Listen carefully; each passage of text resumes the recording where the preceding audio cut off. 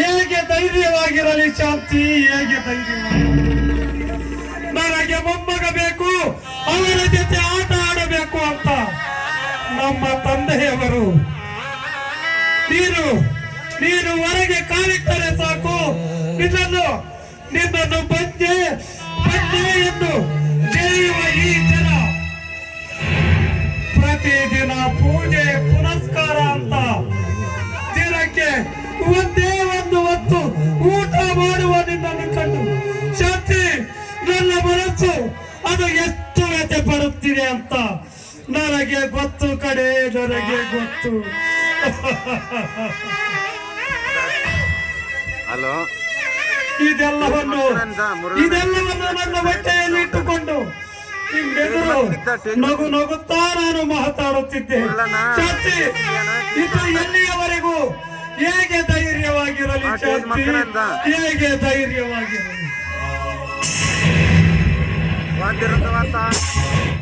ಇದರಲ್ಲಿ ನನ್ನ ಜಾತಕದಲ್ಲಿ ಯಾವುದೋ ದೋಷವಿರಬೇಕು ಸ್ವಾಮಿ. ಅದಕ್ಕಾಗಿ ನನ್ನಿಂದಾಗಿ ನಿಮ್ಮ ವಂಶದ ಜ್ಯೋತಿ, ನಿಮ್ಮ ವಂಶದ ಕುಡಿ ಬೆಳೆಯುತ್ತಿಲ್ಲ ಅಂತ ಅನಿಸ್ತಾ ಇದೆ.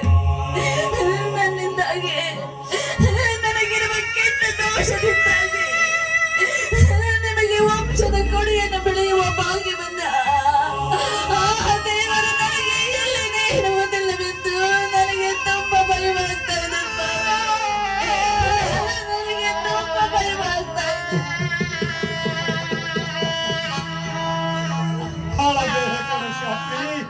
ಅಳಬೇಡ, ಇದರಲ್ಲಿ ನಮ್ಮಿಬ್ಬರದು ಏನು ದೋಷವಿಲ್ಲ ಅಂತ ಡಾಕ್ಟರ್ ಪರೀಕ್ಷಿಸಿ ಅಲ್ಲವೇ ಹೇಳಿರುವುದು.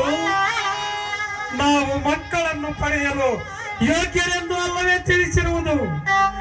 ಶಾಂತಿ, ಇದೆಲ್ಲ ಆ ದೇವರ ಆಟ ಕಡೆ. ಬೇಡಿದವರನ್ನು ಕಾಡಿಸುವುದು, ಬೇಡದಿದ್ದವರಿಗೆ ಎಲ್ಲವನ್ನೂ ಕೊಡುವುದು ಅವರಿಗೆ ಅಭ್ಯಾಸವಾಗಿ ಬಿಟ್ಟಿದೆ. ಏನೇ ಆದರೂ ನೀನು ಅವನನ್ನು ನಂಬಿ ಪೂಜಿಸುತ್ತಿರುವೆಯಲ್ಲ, ನೀನು ಹುಚ್ಚಿ ಕಡೆ, ನೀನು ಹುಚ್ಚಿ.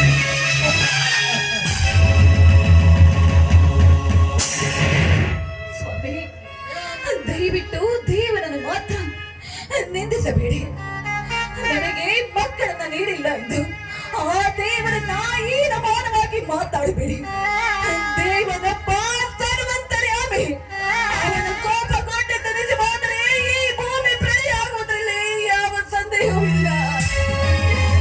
ನಮ್ಮ ಬೈಗೆ ಈಡೇರದೆ ಇರಬಹುದು. ನಾವು ಸ್ವಲ್ಪ ಸಮಾಧಾನವನ್ನು ತೆಗೆದುಕೊಳ್ಳಿ ಸ್ವಾಮಿ. ಇವತ್ತಲ್ಲ ನಾಳೆ ಆದರೂ ಆ ದೇವರು ನಮ್ಮ ಆಸೆಯನ್ನು ಪೂರೈಸುತ್ತಾನೆ ಸ್ವಾಮಿ, ನಮ್ಮ ಆಸೆಯನ್ನು ಪೂರೈಸುತ್ತಾನೆ. ಎಲ್ಲಿದ್ದಾನೆ ಆ ನಿನ್ನ ಸರ್ವಶಕ್ತಿ, ಎಲ್ಲಿದ್ದಾನೆ ಆ ನಿನ್ನ ಸರ್ವಂತರ್ಯಾಮಿ.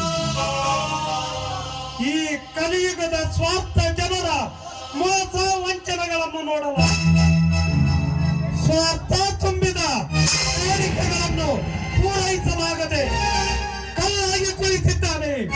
ಶಾಂತಿ, ಕಲ್ಲಾಗಿ ಕುಳಿತಿದ್ದಾನೆ ಆ ನಿನ್ನ ದೇವರು.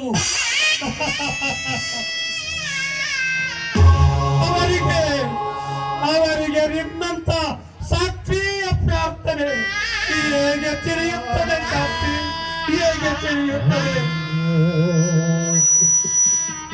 ಸ್ವಾಮಿ, ನಾನು ಭಕ್ತಿಯಿಂದ ಪೂಜೆ ಮಾಡುತ್ತಿರುವ ದೇವರು ಕಲ್ಲಾಗಿರಬಹುದು.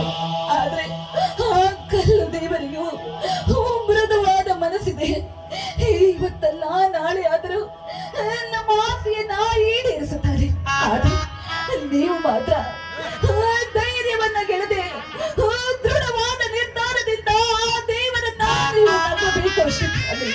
ಆ ದೇವರನ್ನ ನೀವು ನಂಬಬೇಕು ಅಷ್ಟೇ. ಆಯಿತು ಶಾಂತಿ, ಆಯಿತು. ನಿನ್ನ ನಂಬಿಕೆಗೆ ನಾನು ಎಂದು ವಿರುದ್ಧವಾಗಿ ನಡೆಯಲಾರೆ. ನಿನ್ನ ಮನದಾಳದಲ್ಲಿರುವ ನೋವು ಅನುಭವಿಸುವ ನೋವು ಸಂಕಟ ನೋಡಲಾರದೆ ನಾನು ಆವೇಶ ಪಟ್ಟೆ ಕಣೆ ಶಾಂತಿ. ನನ್ನನ್ನು ಕ್ಷಮಿಸಿ ಬಿಡು ಶಾಂತಿ, ನನ್ನನ್ನು ಕ್ಷಮಿಸಿ. ನೋಡಿ, ಇವತ್ತೇ ನಮ್ಮ ಮನೆ ದೇವರಲ್ಲಿ ಪ್ರಾರ್ಥಿಸಿಕೊಳ್ಳುತ್ತೇನೆ. ವರ್ಷದೊಳಗೆ ನಮಗೊಂದು ಸಂತಾನ ಭಾಗ್ಯವನ್ನು ಫಲಿಸಿದರೆ ನಿನಗೆ